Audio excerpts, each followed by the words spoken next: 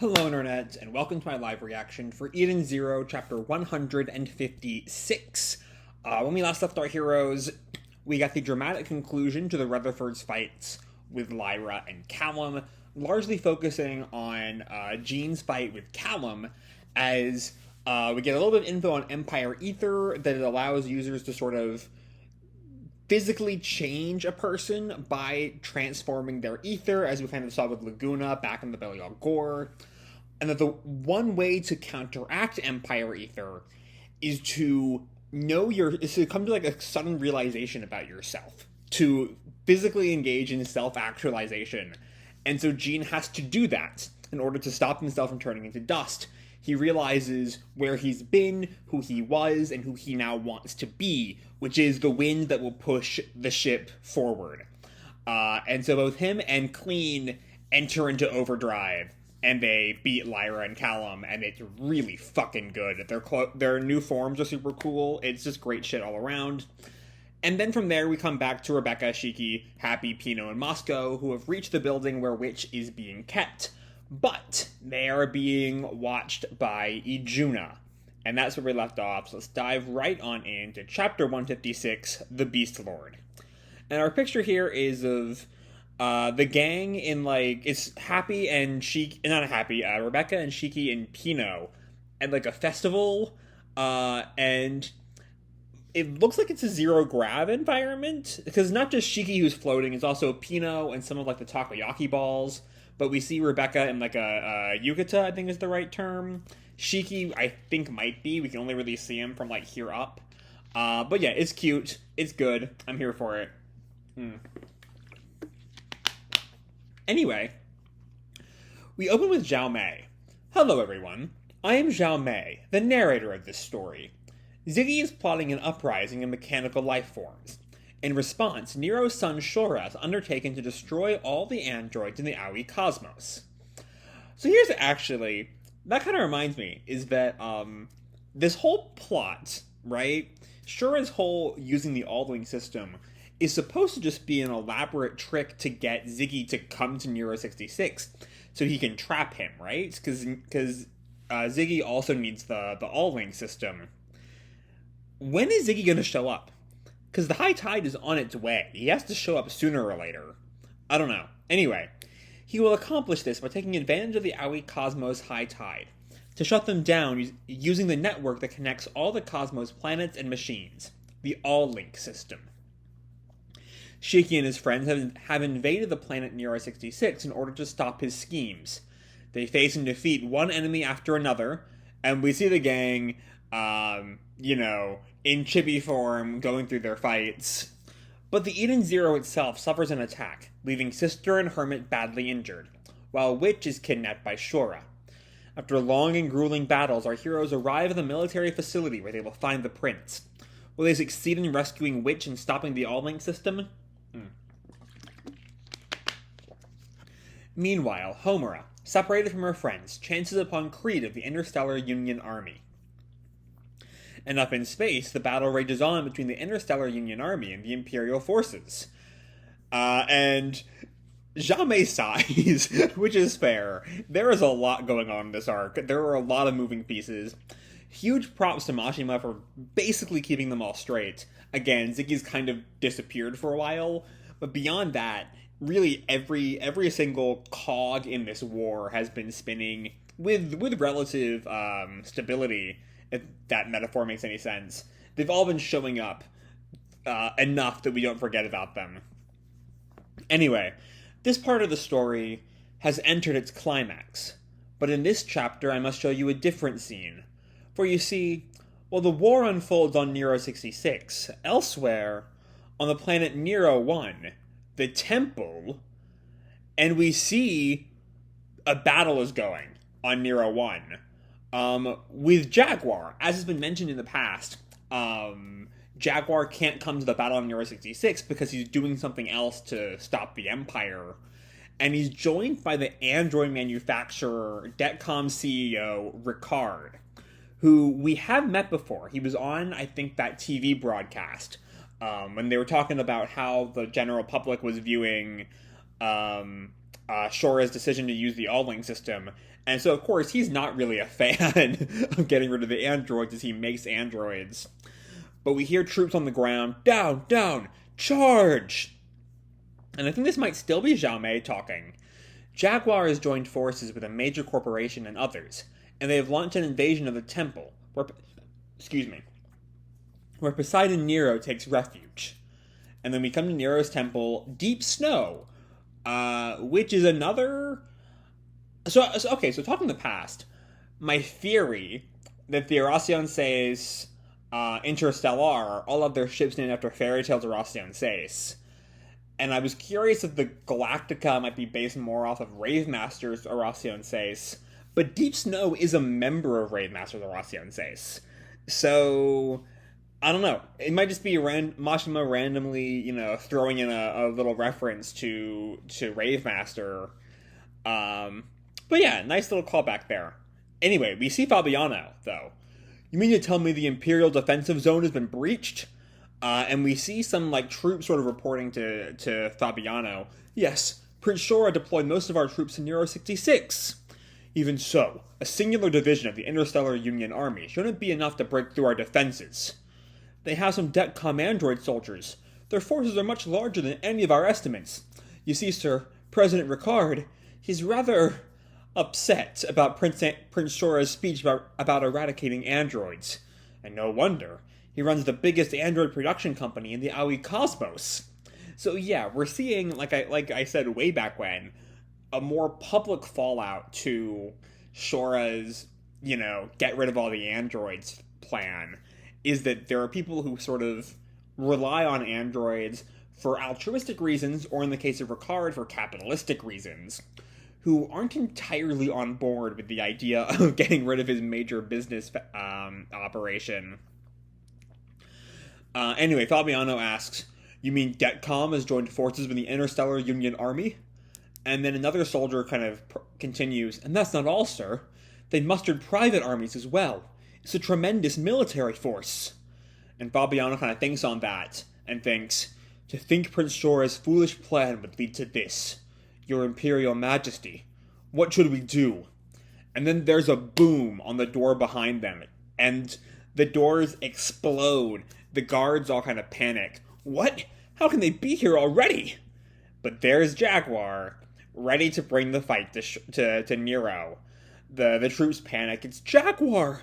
He fought his way to the temple alone? No, he'd have to defeat hundreds of soldiers. Soldiers, I almost said shoulders there.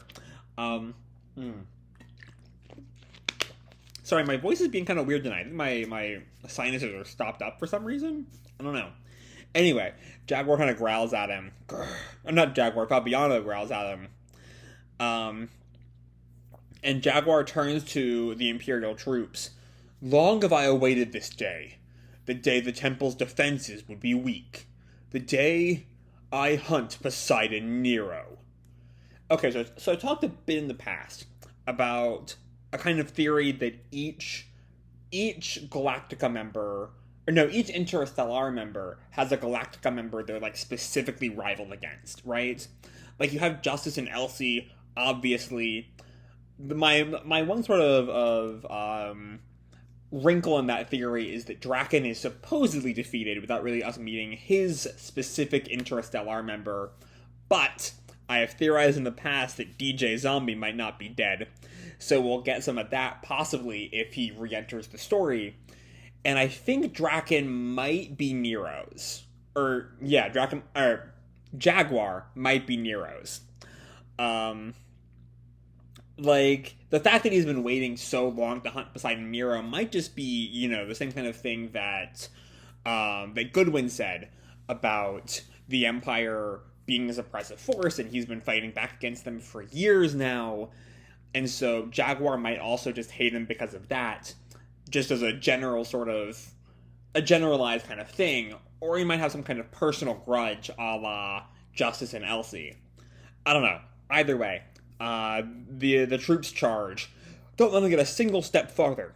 For the honor of the Imperial Army, charge! And they all rush at him, and we see his titular Jaguar spot start to grow as his ether lines form. We see them and the spots down his arms. He throws his cloak off, and we see him as a Jaguar man. It kind of reminds me of Rob Lucci in One Piece. Just slugs the army. All the troops go flying. A couple of stragglers scream, He transformed into a monster! One swipe tore a man apart! Right, I should clarify. The Imperial troops didn't just go flying. Specifically, like, limbs went flying. And just limbs. He's torn them limb from limb.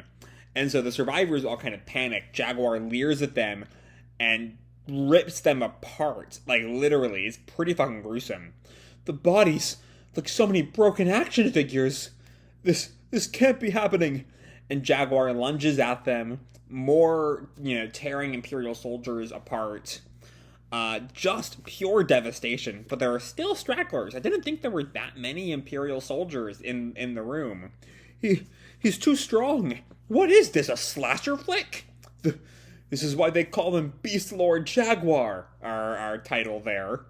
But Fabiano readies his own ether gear, and we see he lifts his arm, which seems to be made of stone. Jaguar notices something to the side, and it is Fabiano, who just slugs him with his stone fist, which I'm assuming also gives him some form of defense against Jaguar's claws. But Jaguar, he has this kind of effect, like a Kuroko character in The Zone, right? Where, like, the light sort of follows his eyes. I'm curious if that means anything, or if it's just sort of a cool visual effect. But Jaguar slugs Fabiano. Fabiano, he's in pain. That hit him hard. His eyes kind of white out. He sort of coughs up. He's not doing hot from that one attack. And Jaguar just slams him into the ground. Ugh! Ugh! Impossible! My ether gear makes my body as hard as Aoi crystal! And Jaguar just roars as he presses Fabiano further and further into the ground and just drags him. Fabiano is getting wrecked. He stood no chance. I'm a little disappointed if that is the end of Fabiano, because Fabiano is a character the little bits we saw of him, I was really excited to see more. And I'm kind of sad to see him go out just to Jaguar. I forget, was Fabiano one of the characters that were designed by fans, or was that just Milani, Callum, Lyra, and Nase? Because honestly, if I were the one who drew Fabiano and he just gets taken out by a character we know nothing about, I'd be a little bitter. Anyway, Fabiano's in a lot of pain. He's getting his ass handed to him. He's maybe even unconscious. And Jaguar just throws him to the wall. And he hits the ground. We see the blood trickling down his face. Jaguar stares at him as he kind of turns back to his human form. And then Nero walks in, rattling his dice. Like all was going exactly according to plan. Magnificent. Fabiano was the best soldier in my empire, and you defeated him with such ease. Truly magnificent. And Jaguar just stares him down. I think I misinterpreted him coming back to his human form. Maybe. Either way, he sort of looks at Nero. Nero. Patience. You are not my only guest. And then we see someone walking in, and Nero presses, Did you sneak in with a private army, rabble? And Jaguar looks back, Who? And there's Ziggy. Ziggy. My old friend. Okay, I was just saying earlier, it's weird we haven't heard from Ziggy. And apparently, maybe he only wanted Shura to think he was going for All Link, right? So that Shura would send his troops to Nero 66 for his own gambit, thereby leaving leaving the temple open. And maybe the temple is Ziggy's real plan. Either way, Ziggy is here, and I don't know what he's gonna do. And Ziggy just sort of counters, I have no friends. Then am I to assume you are my enemy? And Jaguar just sort of, while Nero and Ziggy are sort of barbing, Jaguar just sort of sizes up the situation. And then we come back to Nero 66. As some troops in like the reception room all sort of panic. Emergency transmission from the temple. They are under attack by the Interstellar Union Army. What? They're facing Detcom or android soldiers? And Ziggy too? Lord Shura, what are your orders? And he's apparently been on like the phone with them, and he shuts off the phone, and we see he's just lounging in the room he's got Witch strung up in, which is right where Shiki is about to be. And Shura just breaks out in a laugh.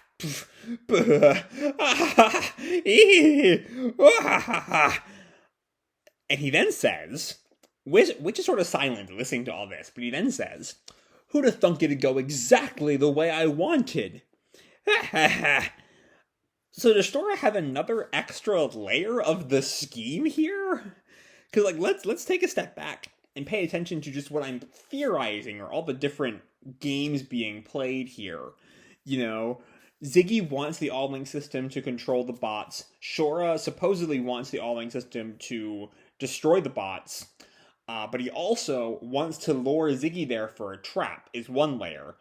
And so Ziggy, knowing that, goes to Nero 1 for whatever his true plan is. And Shura, knowing that, has apparently planned a contingency for that. There's just plans on top of plans going on here. And so Shura turns to Witch. "This is what I was after from the start. If Ziggy and my old man fight each other, one of them's going to end up dead. And well, my money's on Ziggy winning that one. Once the old man kicks it, the Aoi Cosmos, and everything in it, will finally be mine." It's nothing so complex. He just wants the power. And if Ziggy can kill Nero, then, you know, if Ziggy wins, then all of a sudden Shura, assuming Ziggy does not come after him next, is the emperor of Nero's empire. And if Nero wins, no harm, no foul, there's no reason for Nero to like suspect, it's not like Shura did anything to lead to Ziggy's attack. It's just sort of, you know, how things happen to turn out. It's sort of a no-lose situation for him, assuming Shiki does not fuck everything up for him, which I definitely expect he will. And Witch presses, "But he's your family." And Shura just looks at her in, like, disgust. "Don't talk to me about family, robot. You know, I'm getting tired of playing with you."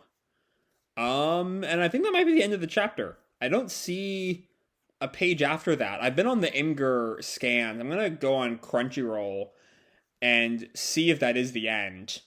Or no, Crunchyroll doesn't have the chapter until tomorrow? Okay. So yeah, I think that's the end of the chapter. I don't know. Apparently that's it. It's a really awkward ending. It just sort of stops. This is the vibe I get. But let's talk about the chapter that's here at the very least, if there's not any more. And it's fun. It's, you know, it's a nice reminder that there's just other things going on in the world right now. That the Battle of Nero 66 is not the only thing going on. There's this whole other conflict on Nero 1 that, because we're kind of focused on the crew of the Eden Zero, our titular ship, we don't really get to see a lot. But Zhao Mei, the all-seeing one, can kind of, you know, tune in, see what's going on. And yeah, Jaguar, my guess is Jaguar's been going after Nero for a while. Maybe for, at least in the same vein of reasoning as Justice's hatred for Elsie. But he's also allied with Ricard, which was a really, really nice callback.